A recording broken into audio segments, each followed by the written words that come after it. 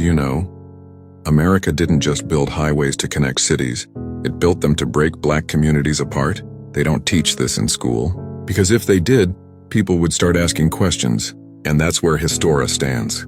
After World War II, America launched the Federal Aid Highway Act of 1956, the largest public works project in U.S. history. Official reasons? Modern transportation, economic growth, urban renewal. But behind the language was a decision. City planners were given a choice. They could run highways through wealthy white neighborhoods, business districts, politically powerful areas, or they could run them straight through black communities, places with the least political protection. The American government chose straight through black communities, and that's exactly what they did. Across the country, highways were deliberately routed through thriving black neighborhoods. Not empty land, not abandoned zones, but living communities, black neighborhoods with churches, our schools, doctors, barbers, grocery stores, family homes owned for generations, destroyed for highways.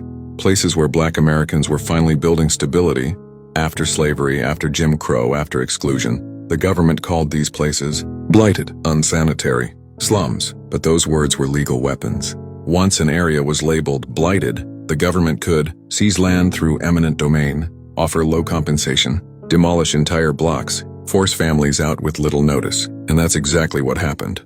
In city after city, bulldozers came. Homes were destroyed, businesses were flattened, churches erased, graves relocated, communities scattered. Let's be clear about this. This was not accidental. This was not neutral planning. This was policy.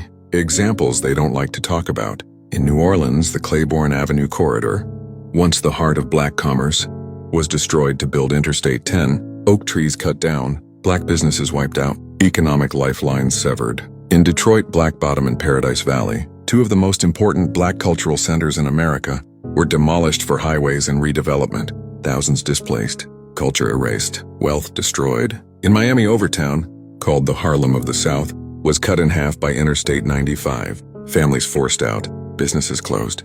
The community never recovered.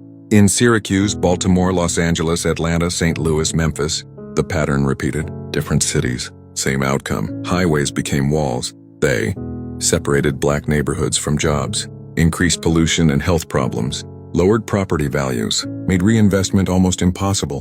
What was destroyed was not just buildings, but generational wealth. White families often received better relocation assistance, access to suburban mortgages, federally backed home loans. Black families received low payouts, limited housing options, redlined neighborhoods, rising rents. So displacement didn't just remove homes, it locked people into poverty. And here's the part that still hurts. Many of these black communities never recovered. Even decades later, you can trace inequality by following the highway maps. The government called it progress. But progress for who? When historians look back, they don't call it urban renewal anymore. They call it what it was, urban removal. So when people ask, why are black neighborhoods poorer? Why were communities destabilized? Why does wealth look the way it does? Look at the highways. America didn't just pave roads. It paved over black futures.